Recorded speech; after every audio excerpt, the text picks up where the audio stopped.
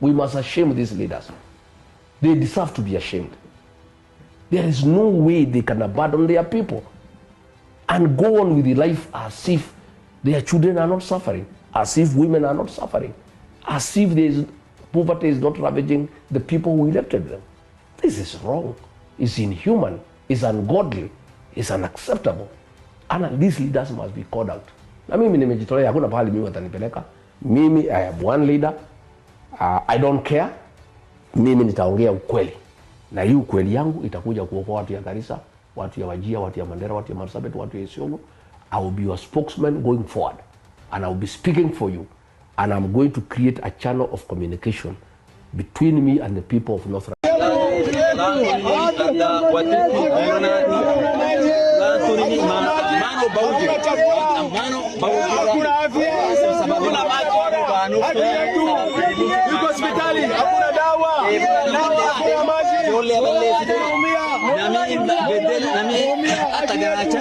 Anja, Mandera iko na anja.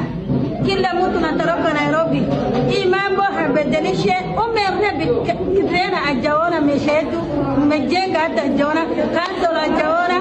Hii tabia watu watajenga kwa Nairobi na jenga watu hapo kwa Mandera.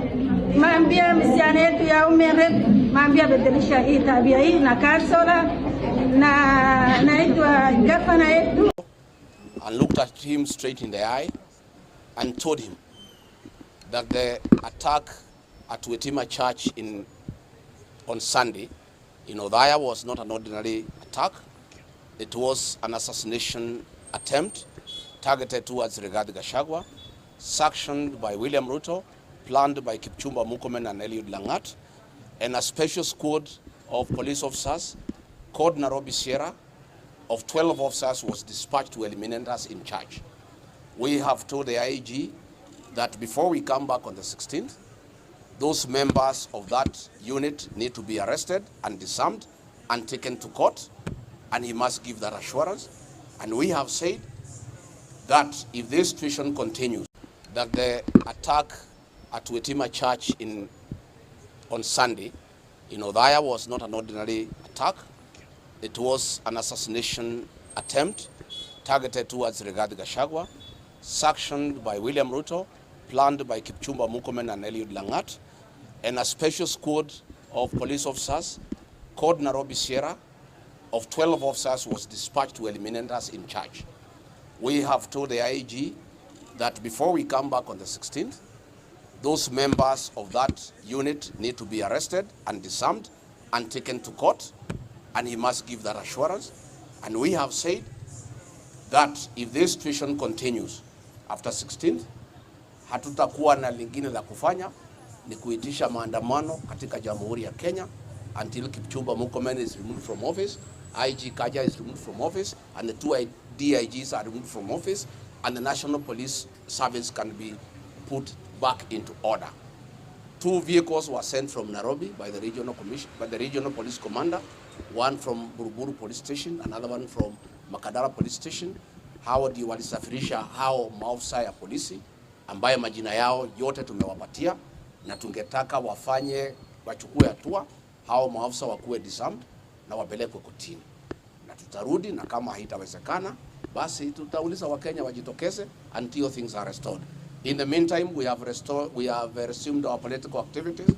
Saa hii tunaingia CBD, tutarudi Othaya on Sunday, tutakuwa pale Gituge on Sunday, na tumeambia police officers kama hawataki kulinda mikutano yetu wasikuje kusaidia wahuni.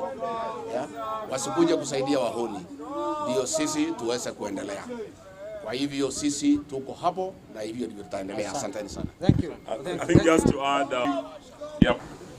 Tumekuwa na kikao na mkuu wa idara ya police, National Police Service, Bwana Kanja. He was in the company of his 2 deputies, Deputy Inspector General, Deputy Inspector General Masengeli, Deputy Inspector General Lagat, Director of Communications, the entire team. Na sisi tumekuja vile vile dada yetu Martha Karua had signed a very official document which we will make available to the media, not just you here, but even the international community. Because what has been happening in our country is not just dereliction of duty on the part of the National Police Service, but outright chaos organized by the police themselves. And so we have given them up to the 16th to specifically deal with those items, 23 incidents, and there are even more, where the police have not only been complicit, but they have actually actively participated in lawlessness aimed at assassinating national leaders, and more particularly Mheshimiwa Rigathi Gachagua. The incident at the church in Witima is of particular significance because there's not much investigation. As no more wanasema tunataka tuangalie OB, we were very clear with them that the seniority of these leaders should even scare them.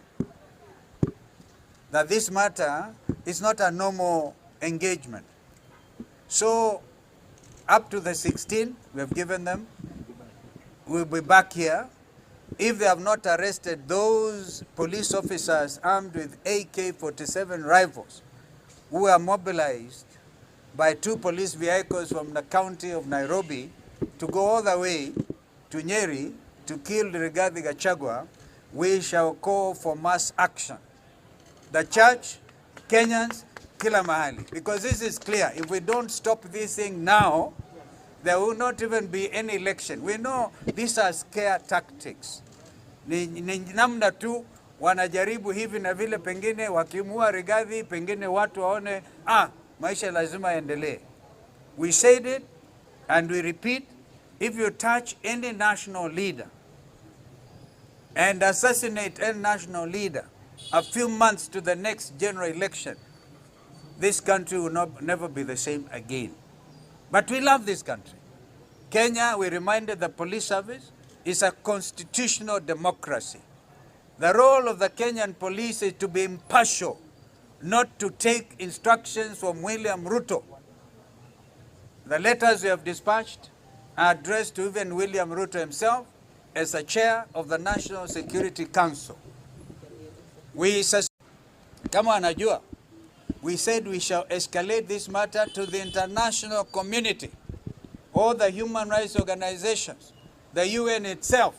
Wajue that indications in Kenya now are that we do not have a police service.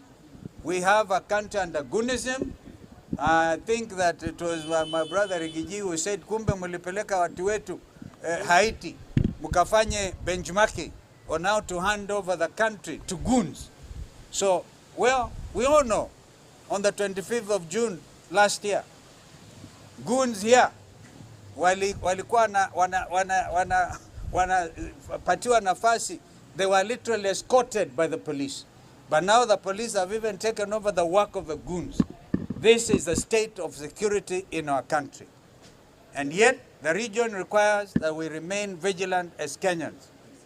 Thank you. I think my sister can add. I think the bottom line, National Security Council, chaired by Dr. William Ruto, and of which the IG is a member, that they must rise to their constitutional duty to ensure that Kenya is governed and security is provided in accordance with the Constitution.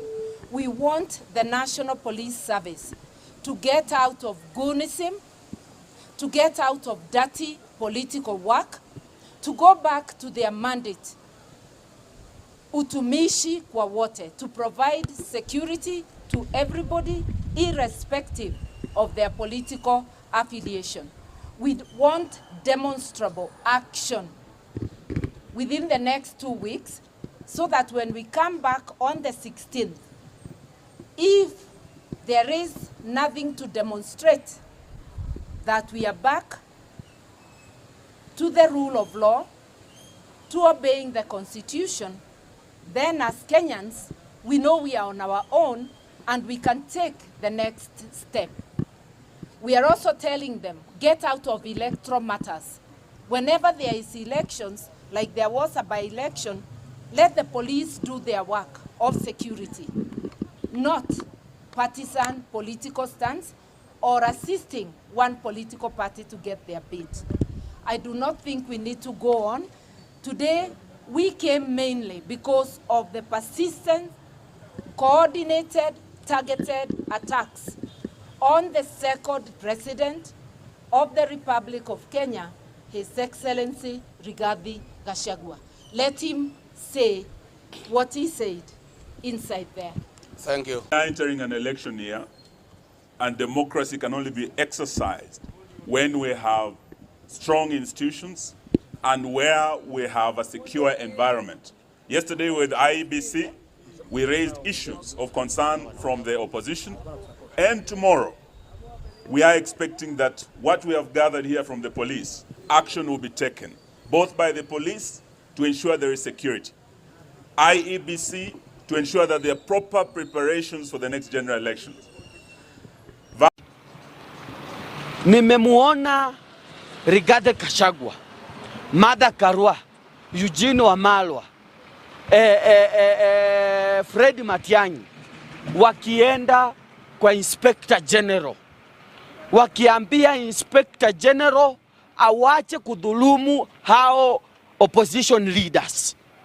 Na mimi nataka kuambia Inspector General kitu kimoja. Wewe sio wa kwanza kukuwa Inspector General, my friend. Kumbuka wale wengine ulikuja kusucceed, walivutwa kazi. Wewe wacha nikuambie, wachana na kutarget watu opposition kuwapiga tiagas ndani ya kanisa. This is an incompetent Inspector General I have never seen. Hata Uhuru Kenyatta hakuwahi tuma Inspector General wake kwenda kuattack makanisa. Kanisa ni mahali mtu anaweza kimbilia akajificha kwa usalama wake. Saa hii nimeona mpaka polisi anaenda kwa kanisa anapiga risasi. What a shame. What a shame, Inspector General. Rigathi Gachagua wako na uhuru wa kuenda kanisani na kuabudu na kuenda kwake. Rigathi Gachagua wako na right ya kuenda mkutano kuaddress wananchi na kuenda kwake bila kuleta furugu yoyote. Lakini saa hii nimeona mtu anasema atashinda na 3 million. Kama utashinda na 3 million, kuna haja gani ya kutuma polisi kwenda kupiga mtu? Kuna haja gani? Kama unajua uko sure utashinda, so wacha hiyo mtu ni weak, wewe ende ushinde. Sisi tumesema hivi kama watu opposition, na wanasema ati watu opposition hawezi weka maandamano Nairobi, hawana wafuasi. I want to tell President William Ruto, you are dreaming, my friend. You are dreaming. Tutaamua kusimamisha hii Nairobi na hakuna biashara itafanyika, Mheshimiwa Rais. Hawezi kukua ya kwamba sisi watu opposition hapa si Uganda ambao kila wakati wanatafuta watu opposition kuwaweka ndani. Sisi tumesema tarehe 16 kitaumana, my friend. Kitaumana na Rais jipange. Kitaumana. Ukijua uko na matatu yako, ukijua uko na bodaboda yako, ukijua ni mwanabiashara town, funga hiyo biashara. Rigathi Gachagua, Fred Matiang'i, Martha Karua, mimi Dennis Wanjala, tunafunga biashara yote. Sisi watatu tutafunga tarehe 16. So President William Ruto, uko na nafasi ya kuhakikisha kuwa zile malalamishi ambayo tumeambia Inspector General ameweza kutimiza hizo matakwa.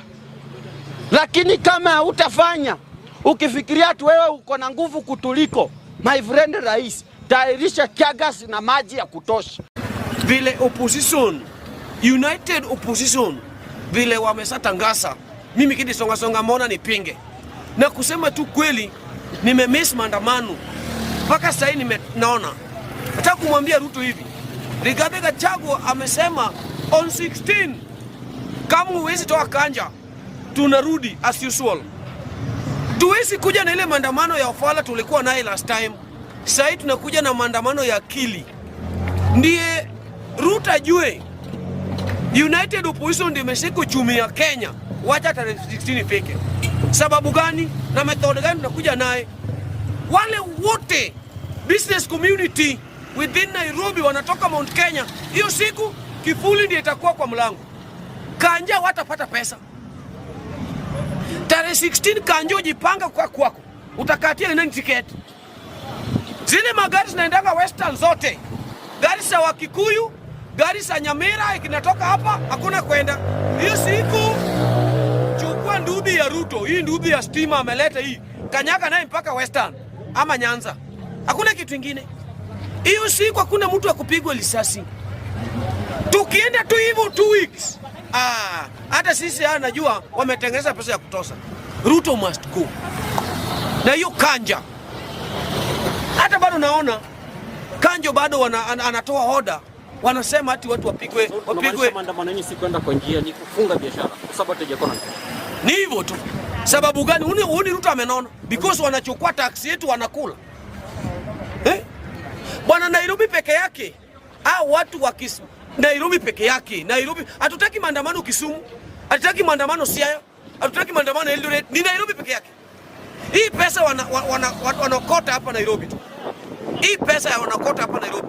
Hiyo tarehe 16 hizi ndugu zake ndio itafanya kazi. Hizi sa stima alileta hizi wezi enda mbali hizi. Hizi ndugu zako zitafanya kazi. Ndugu yangu, I'm telling the truth, hizi ndugu zako zitafanya kazi. Because we know more about you by now.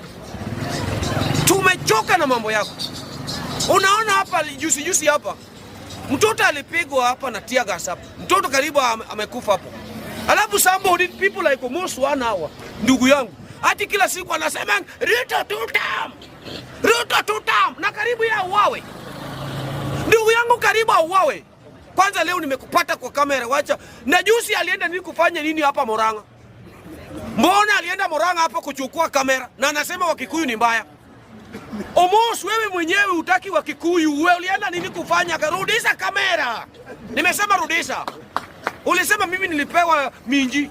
Nilipewa because mimi nasema one term. Wewe rudisha kamera ama unipe hiyo, nitakuja ku studio yako kuchukua hiyo. Na Wakenya wanaangalia, manake wamechoka uongozi duni, uongozi fake. Serikali wanafanya kwa sababu wako na power. Majenzi waliuliwa mpaka wa leo familia zao hawajapata haki. Na itakuwa ikijirudia tu tangu enzi ya Kenyatta mzee mpaka wa leo Moi, Kibaki. Mambo ni polisi kutumika. Polisi haiko independent.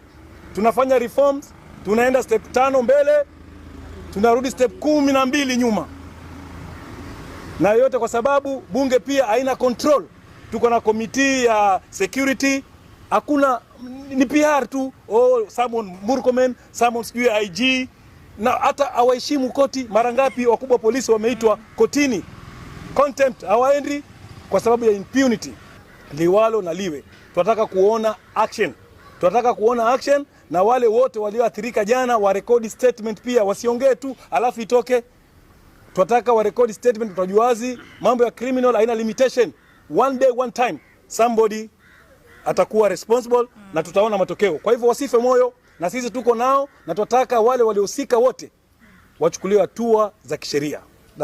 Murkomen has failed, the Inspector General of Police has failed, and the area OCS where the yesterday's incident at Othaya took place failed. This is not an instance or the first instance where Murkomen has failed. Murkomen failed during the 25th June commemoration of the Gen Z. Murkomen failed during the Dark Sabasaba commemoration in 2025. Murkomen has failed in the past 1 month where over 10 Kenyans have been shot by the police. Ours is simple. If you cannot do your job, then vacate the offices and let those who can do that job better do it. Leo tunazungumza kutoka Mombasa kwa sababu Waswahili wanasema ukiona cha mwenzako chanyolewa chako kitie maji. We are not ready to brace ourselves for a pre-electoral violence. Na haya tunayoyaona ni majaribio ya kuleta vurugu kabla ya kura, wakati wa kura na baada ya kura.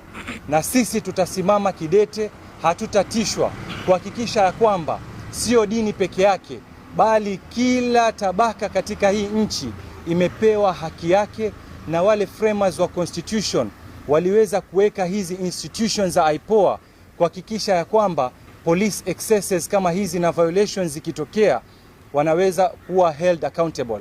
Tunalani vikali yale yaliyotokea jana katika hilo kanisa ambalo linaitwa Mirima ACK Church. Tunajua kwamba wengi wao wenye kwenda kuabudu katika nyumba kama hizi huwa ni wanawake na watoto. Na pale linapotokea tukio kama lile litukia jana, tumeona wazi kwamba walioathirika kwa kiwango cha juu ni wanawake na watoto. Kufikia hivi asubuhi kuna madai ya kwamba kuna mtoto mmoja wa miaka 5 ameweza kupoteza uhai wake juu ya hilo tukio ambalo limetokea jana. Je, hii ni haki kweli? Iwapo kuna mtu yoyote ako na difference na mtu yoyote yule, kama walivyosema waliotangulia, ni kwamba ngoja mtu amalize ibada yake, atakapotoka nje hatua za kisheria siweze kuchukuliwa. Lakini mnapokwenda ku-attack worship areas kama hizi, mnatupa tear gas ndani, kuna infants, because kuna wazazi ambao wanakuja na watoto wao wamewabeba wakiwa ni infants. How can they tolerate inhalation ya hizi tear gas to an extent paka we are losing a kid of 5 years old? Hili ni jambo ambalo tumelikataa na tunanilani, na si katika ibada peke yake, mahali kokote ambako kuna watoto na wanawake, tafadhalini tuheshimuni na tujue kwamba these people are very, very vulnerable. As an organization, together with my colleagues, we are really disappointed with such kind of acts, and we are yet to see how best the government is going to handle this case, because this is a clear case of impunity na watu kutumia nguvu za kimabavu, kutumia vitengo tofauti na taasisi tofauti vibaya na kuweza kujeruhi innocent souls like women and youth. Mahali pa kuabudiwa au nyumba za ibada zote zina heshima yake kutoka kwa Allah subhanahu wa ta'ala, ambaye alituumba sisi na kuwaumba wote ambao wana madaraka katika ulimwengu mzima. Sasa mahali pa kuabudiwa na wale ambao wameingia ndani, wamekwenda kwa Allah subhanahu wa ta'ala, ni watu wa amani, wataka kwa amani kwa Allah, na ili amani hii ije nje baadaye. Imetokea makosa aina yoyote, misikiti au nyumba nyingine za ibada aina zote za kila yani makundi, lazima lipawe heshima yake, watu wasivuruge na kuharibu mambo ya ibada. Tuomba serikali iheshimu nyumba za ibada zote. Tuomba serikali isijaribu kuvuruga au na kuwatoa fikra watu ambao wamekuja kuabudu Mungu na wamekuja wataka amani, Mungu alete amani katika ulimwengu. Wao watafanya vitendo ambavyo kwamba havistahiki katika ubinadamu, havistahiki katika yani ibada, bali ni laana mbele ya Mwenyezi Mungu Subhanahu wa Ta'ala. Basana jambo hilo likomeke mara moja, wala lisiregelewe tena kwa sababu ya interest wenyewe wanadamu kwa jumla. Kama kanisa tunalaani kitu kimetokea katika kanisa la ACK, na hatuko tayari kukubali ufanyika, na tukikataa tukisema hatutaki kuanzia kwa msikiti. Nyumba za kuabudiwa Mungu zinataka ziheshimike. Ninajua kwamba taifa letu tulimchagua rais na tukampa kura, na sasa ndio amekalia kiti. Kuomba polisi waajibike na waeleweke kwamba taifa la Kenya linawatazama wao. Raia wote wanaangalia polisi. Itakuwa ni jambo la kusikitika, polisi anavaa ninja, gari zinakuja hazina plate number. Hapa tuko Sudan, hii ni nchi iko huru. Kwa hiyo hatutaki ifikie tena 2027 tuone haya kija.